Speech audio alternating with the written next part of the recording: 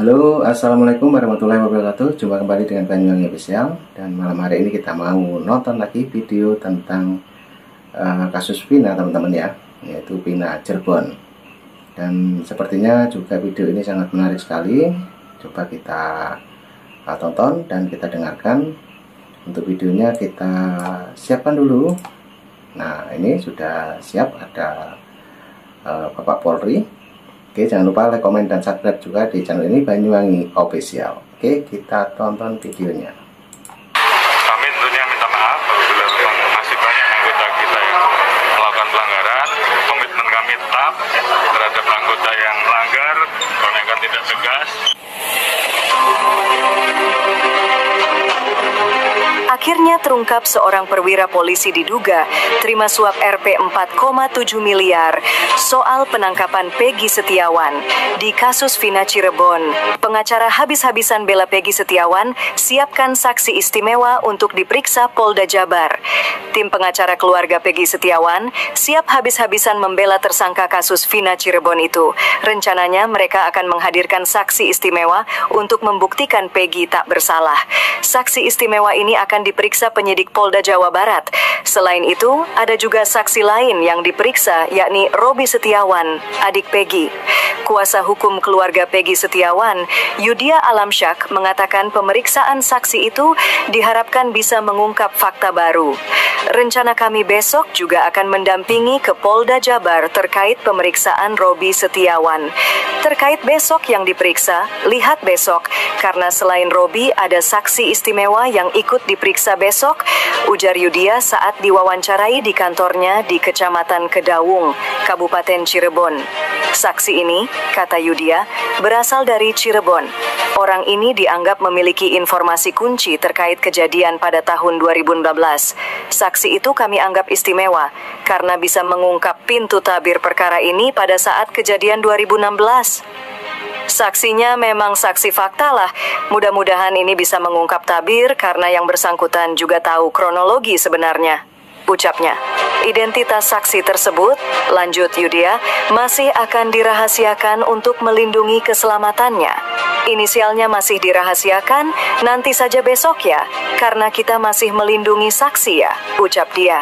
Dengan adanya saksi istimewa ini, keluarga dan kuasa hukum Peggy Setiawan berharap bisa menemukan keadilan dan mengungkap kebenaran yang sesungguhnya dari kasus ini. Yudia juga menanggapi terkait pernyataan Saka Tatal tidak ada foto Peggy di antara 3 foto daftar pencarian orang (DPO) yang ditunjukkan polisi saat mendatangi dirinya. Yudia meminta pihak kepolisian memeriksa sejumlah nama Peggy yang muncul. Ya, saya mendengar pernyataan dari Saka Tatal bahwa dia didatangi oleh kepolisian dan ditunjukkan foto-foto yang ada di DPO, ujar Yudia saat ditemui di kantornya di Kecamatan Kedawung, Kabupaten Cirebon, dikutip dari tribunjabar.id.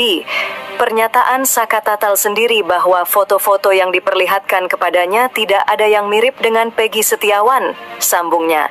Menurut Yudia, dalam foto tersebut juga terdapat dugaan sosok Egy atau Perong. Namun secara fisik sangat berbeda dengan Peggy Setiawan yang sekarang telah ditangkap oleh pihak kepolisian. Kami juga jadi bingung menyikapi kepolisian. Kenapa dari kepolisian sudah memiliki data dan foto yang sudah ditunjukkan ke Saka Tatal tapi menangkapnya Peggy yang lain, yaitu Peggy Setiawan, terangnya. Ini menjadi catatan kepolisian bahwa di masyarakat atau di netizen ini banyak Peggy-Peggy yang bermunculan, sambungnya. Ia menegaskan, seharusnya polisi memeriksa semua Peggy yang muncul di media sosial untuk menghindari ketidakadilan. Kalau mau fair, Peggy yang muncul di media sosial semuanya diperiksa. Termasuk yang kemarin juga adanya dugaan keterlibatan anak mantan bupati juga ikut diperiksa, jelasnya. Sehingga tidak pilih kasih antara Peggy yang satu dengan Peggy yang lainnya, biar valid, sambungnya. Yudia juga meminta polisi untuk bijak dalam menangani kasus ini. Mengingat pernyataan Saka Tatal yang memperkuat keyakinan bahwa Peggy Setiawan yang ditangkap bukanlah pelakunya. Ada pepatah mengatakan, lebih baik melepaskan 1000 penjahat daripada menghukum orang sama sekali tidak bersalah. Kasihan Peggy Setiawan karena dengan adanya fakta seperti itu, pernyataan Saka Tatal. Sebenarnya kepolisian ini sudah memiliki data dan foto Peggy alias Peron, tapi kenapa yang ditangkapnya ini orang yang berbeda? Ini yang harus digarisbawahi, katanya. Yudia menekankan pentingnya transparansi dari pihak kepolisian dalam kasus ini. Jika memang bukan orang yang dicari kepolisian, harus bijaklah, lepaskan Peggy Setiawan, karena klien kami bukan pelakunya, terangnya. Dan tunjukkan dari penyidik ini, publikasikanlah foto yang telah diperlihatkan kepada Saka Tatal ke publik, agar publik ikut mencari keberadaan pelaku sebenarnya, ujarnya. Muncul narasi negatif ke Kapolri soal kasus Vina, Haidar Alwi, salah alamat. Pendiri Haidar Alwi Institute, R. Haidar Alwi, meminta masyarakat terus mengawal dan mempercayakan pengusutan kasus Vina Cirebon kepada aparat kepolisian. Hal itu disampaikan R. Haidar Alwi merespon beredarnya narasi yang mendiskreditkan Polri secara institusi maupun Kapolri Jenderal Listio Sigit Prabowo secara pribadi. Dalam narasi yang beredar, kasus Vina Cirebon tahun 2016 dibanding-bandingkan dengan kasus Sum Kuning Yogyakarta tahun 1970. Kalau kasus Sum Kuning pengusutannya tidak didukung oleh Presiden Soeharto, berbeda dengan kasus Vina Cirebon yang pengusutannya mendapatkan dukungan penuh dari Presiden Jokowi, kata Haidar Alwi. Selain itu, narasi yang beredar juga menyebut Kapolri Jenderal Listio Sigit Prabowo tidak mau turun tangan, bahkan melakukan pembiaran dalam kasus Vina Cirebon. Haidar Alwi mengingatkan masyarakat bahwa kasus Vina Cirebon bukan terjadi pada masa Kapolri Jenderal Listio Sigit Prabowo. Oleh karena itu, serangan terhadap pribadi Kapolri Jenderal Listio Sigit Prabowo dinilai salah alamat.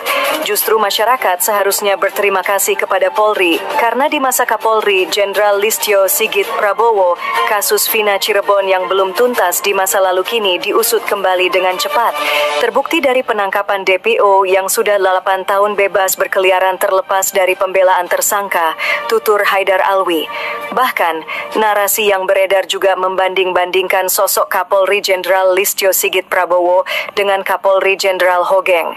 Kapolri Jenderal Listio Sigit Prabowo disebut tidak bernyali mengusut kasus Vina Cirebon, sedangkan Kapolri Jenderal Hogeng dinilai rela mempertaruhkan jabatannya demi pengusutan kasus Sum Kuning.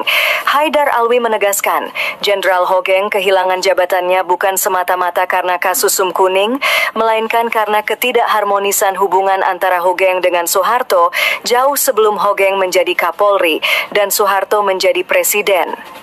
Menurut Haidar Alwi, ada pertentangan antara prinsip ketegasan dan kejujuran Hogeng dengan Soeharto dalam kasus penyelundupan tekstil yang menyeret Ibu Tien dan kasus penyelundupan mobil mewah yang menyeret Robi Cahjadi. Pertentangan prinsip itu melahirkan ketidakharmonisan yang berimbas pada penanganan kasus Sum Kuning yang dioper ke lembaga lain. Akhirnya, Kapolri Jenderal Hogeng kehilangan jabatannya dan ketidakharmonisan itu berlanjut bahkan setelah Jenderal Hogeng tidak lagi menjabat sebagai Kapolri. Jadi, Kapolri Jenderal Hogeng kehilangan jabatannya bukan kasus Sum Kuning, tapi karena tidak harmonis dengan Presiden Soeharto.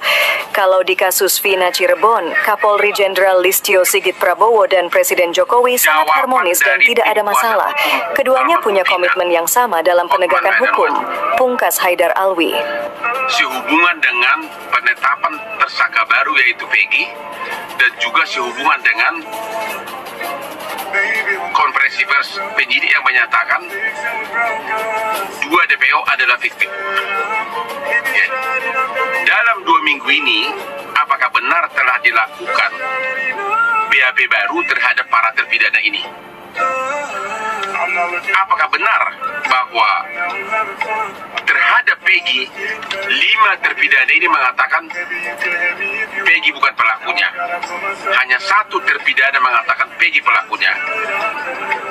Ternyata Peggy tetap sebagai tersangka dan pendapat dari BAP dari 5 orang tersebut dikesampingkan.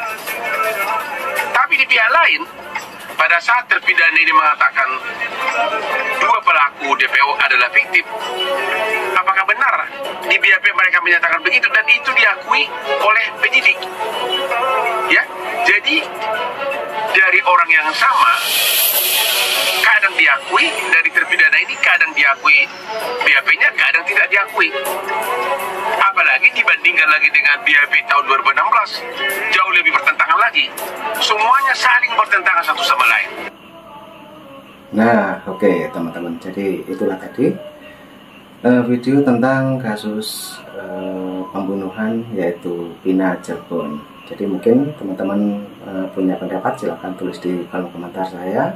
Dan itulah tadi